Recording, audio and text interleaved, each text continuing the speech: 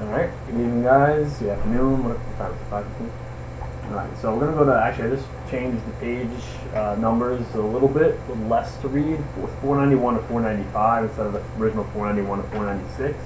I think it might be a little more, continuity if we stop with just federal Reconstruction part, which is presidential, before we move on to congressional, because both branches of our government have different ideas for how to go about reconstructing the country once the war has concluded, okay? So the first thing I'd like you to look at is actually Lincoln's 10% plan. And what I did with this Prezi, guys, is, it's hard to see actually. What I did with this Prezi was I just basically outlined the textbook. I took these words, readmittance of seceding states, if 10% of pre-war voters took an oath of loyalty to the Union. I took that literally from the page right here. In fact, if you look at the second page, I'm sorry, the first, page 491, under federal Reconstruction from 1865 to 1870, the second paragraph says, as early as 1863, Lincoln had proposed to readmit a seceding state if 10% of its pre-war voters took an oath of loyalty to the Union. I literally took that from there, hopefully make it a little bit easier to see. 2 says these states prohibited slavery, right, as part of Lincoln's Reconstruction ideas. These former Confederate states now should, as part of being readmitted to the Union, abolish slavery within their state. Okay. And finally, just to kind of sum up not the opposition, remember after all Lincoln is a Republican, but the reality is, guys, that the radical Republicans, and maybe we want to just for a minute just kind of stop and say, or define what radical means, what moderate is, what a conservative is. We've already put liberal and conservative out there and defined them to an extent and what that means, as we recently went over what a moderate is.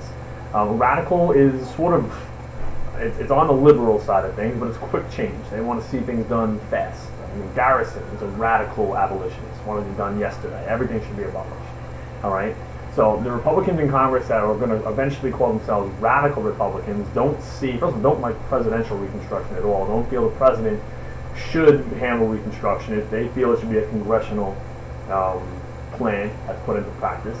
But they don't like the fact that Lincoln is being very easy on the South. And only 10% of pre-war voters swear an oath of loyalty is, to them, ridiculous. 10% is, 1 in every 10 Southerners. It's not, to them, it's just not strict enough. And they make a point, okay? Now, this was his plan before he was assassinated, okay? A couple people asked questions on the reflective sheets you guys have for this week about, one was listening to Lincoln assassinated. When does this actually happen? Because we haven't really discussed that in class yet. We're getting to that point. Tomorrow we'll look at that. But tomorrow we'll look at that, and then we'll kind of see where both ends, we're kind of burning the candle at both ends here in a good way, right, to get towards that end of Reconstruction. But the way we're doing it is done this way, guys, because you want to understand that Reconstruction is already a thought in Lincoln's mind, and in everybody's mind, really, after 1863, before the war is over. So a lot of these conversations, Freedmen's Bureau, things like that, that's happening while the war is going on, but it accelerates after the war is over. So don't, keep that in the back of your mind. All right, but you have these 2 plans. You have the presidential Reconstruction, which we'll really focus on more now, and it's people that are unhappy with it. Well, at this point, I think, even though it's a little bit early, we can call them radical Republicans, and Congress in general feels that it should be their responsibility to do this, and so on and so forth. Now, one of the biggest reasons why it is Lincoln's responsibility, he feels, is that Congress is not in session right now. Okay, they don't come into session until December of 1865, and at this point, it's April when the war has ended. So the president is running the government, as any president is supposed to do, whether Congress likes it or not. It is, right now, it has to be a presidential responsibility, and as far as that time frame is concerned. All right, so just keep in mind, definitely going to ask you guys tomorrow about Lincoln's 10% plan, as I am going to ask you about the Wade Davis bill, because even though we haven't gotten to the phase in the chapter yet where we discuss congressional Reconstruction and their plans, they do offer a build up. Okay, it's really to counteract Lincoln's 10% plan.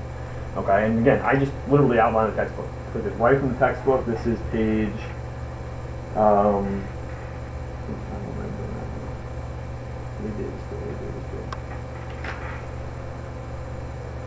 It's on the same page, but you'll look. No, it's actually in the same paragraph. especially in the same paragraph we were just looking at. The second paragraph on the Federal Reconstruction, 1865-1870. And radical Republicans, a group of them, Ben Wade, okay, I forget Davis' first name, certainly not Jefferson Davis. A group of radical Republicans responded with their own plan for the former Confederacy now, right? How are we going to readmit these states? Well, for us, it should be a majority, not just 10%, which, in my opinion, might seem a little more reasonable. I don't know about you. I think Lincoln is being, from a guy who is a Dumpy, who is a pretty lenient guy in the first place, I think Lincoln's being very lenient. But what is Lincoln's desire here? Why is it so lenient? Okay, and that's part of tomorrow too. You know, why is Lincoln's plan so lenient? It must be for a reason. Why is the radical Republicans? Why are they already considering something that's so strict compared to? Because it's not 20%, it's 50% or more, right? It's a majority. So they demand not just black, not just slavery being abolished. They're demanding black equality. Okay, so this is certainly radical, certainly liberal, right, in every sense of the word radical, the term radical Republicans. Lincoln vetoed, which means, again, to reject this bill as part of our checks and balances system, right? Congress can offer a bill up, oppose it. They can even pass a bill with 1/3 majority in both houses of Congress, but the president does have the ability to veto or reject that bill. In this case, he used a pocket veto, which means he just refuses to sign it. It usually coincides with the end of a congressional term, which in this case it did. And if he didn't sign it, Congress ran out of time. Congress was dismissed for that term, and it was vetoed that way. He could just refuse to sign it or reject it by vetoing it in another fashion too. There's several kinds of vetoes during this era of time. All right, so keep that in mind. So you really want to know the difference between those two things, okay, for tomorrow. And look at now Lincoln's assassination. So, you know, again, I just mentioned before that some people in class were asking when was Lincoln assassinated. We didn't really talk about it in class. We haven't talked about it in class. All right, a lot of these ideas that Lincoln has for Reconstruction is happening during the war, towards the tail end of the war. All right, and you know, so these are the things that he's talking about, right? Lincoln's idea for how to put the country back together after the war were ongoing as early as 1863. He, of course, did not predict that he would die. Of course, he was, assassinated tragically, right? But we're kind of piecing together his ideas from conversations that he had and major addresses. Like 400 and some years ago, our forefathers brought upon this earth a nation, sealed in liberty and so on and so forth. The Gettysburg Address is speaking of freedom, right? A new birth of freedom. So many people believe that because he used those types of words, and it's worth looking at the Gettysburg Address a little bit further. Although it is a short speech, it is chock full of that type of new birth of freedom type of lines, in which, does that imply that he believes slaves should not only be freed everywhere, but which we do know that he felt that way, but also that they should have equality? Should they be offered this exact same rights as whites in America at this point? All right. His second inaugural address does the same thing. It speaks of with malice toward none, so with no hatred toward anybody, right, with charity for all, with certainly smack at the 10% plan and being so lenient. He doesn't want to keep this country divided. He wants the 10% plan. Let's get everybody back into the Union. Let's seal the problems that we have. Let's get everybody back as quickly as possible and move on.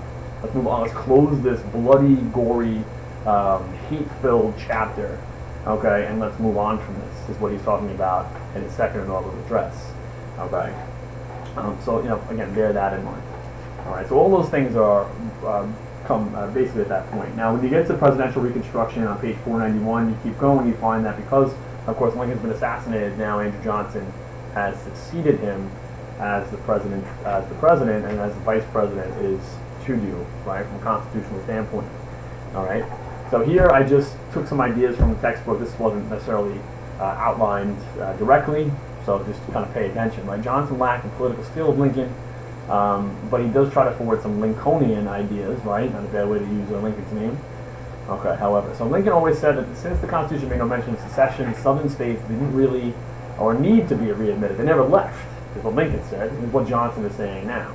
All right, but the problem is the radical Republicans, okay, even Lincoln was, in his own way saying, not readmittance necessarily, but will, with an oath of loyalty, with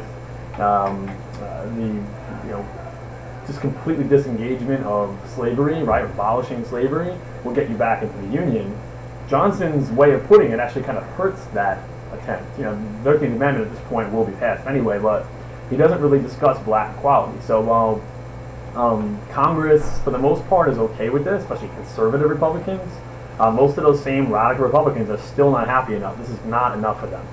Okay, not enough for them. So presidential Reconstruction between Lincoln and mainly Johnson, because Lincoln, of course, unfortunately, is dead, is just not enough for those radical Republicans. Radicals, we want more change all the time. Okay. So Johnson's plan, right, and this is outlined from the textbook, right? Extend pardons, and I ask you what a pardon is. It's sort of a free pass. I mean, if I walk you to class, you don't necessarily need a pass. I can simply say to the teacher, I'm the pass. This person is with me. I'm pardoning you. I'm excusing you. I'm giving you the ability to not get in trouble. Hopefully, is my point saying that, right? Especially wealthy Southerners. Just a quick explanation. Andrew Johnson grew up a very poor person. He ended up being a tailor and then worked his way up to politics. He always had a very touchy, wealth was always a touchy subject for him. So a lot of people say that he did this really to suit his own personal needs. It sounds ridiculous, but that's actually what they say. And again, did not speak of black equality, which is really the more important part for our study right now. So how will the Southern populace take advantage of all this? Well, they will very quickly take advantage of it on the bottom of page 492 with what they call black codes. And we've been looking at slave codes, guys, ever since 1619 when slavery was formally sort of admitted into Virginia in the House of Burgesses, unfortunately. And now you have those slaves, but you still don't have codes. You still want to sort of keep these freedmen in line, okay, in a really racially motivated way, unfortunately, very discriminatory way. So then they have black codes, which are not all that different. And in fact, I would ask you to really take a look at the American Views excerpt on page 494. It's not this one's page number on it, but 494, which actually gives you some Mississippi black codes. So for example, because blacks and whites could not marry, blacks could not be buried in the same cemetery as whites. I mean, you have a lot of the same sort of things. They don't really seem that different. And it varies from state to state. Some states are more strict than others with this. But Southerners will definitely take advantage because they don't have to merit any black equality. It's not part of any plan at this point. So again, this is presidential Reconstruction. It's all things we need to take into account when we talk about congressional Reconstruction. Okay? So how are the black codes? Well, similar to the antebellum before the war, right? Former slave codes we just mentioned. Right? How does Congress respond to these new codes? Okay, and the question, I think the hint, in fact, for tomorrow, guys, is about the Civil Rights Act of 1866, and that is how Congress now, okay, is trying to respond to the black codes, okay, and how they're trying to keep in mind that they still are here too. That's still another branch of government that there's a lot of ideas about Reconstruction and reconstructing their country in general and what it should look like, a new America, right, post-bellum America. All right, so what I said to do, guys, was to stop at actually 495, remember, right, just in congressional Reconstruction, and maybe tomorrow we can just pick up a guide instead. All right, so have a good night. I hope it's early enough. I hope I can properly get this on Ebola. And I have some problems with this computer, but we'll figure it out. All right.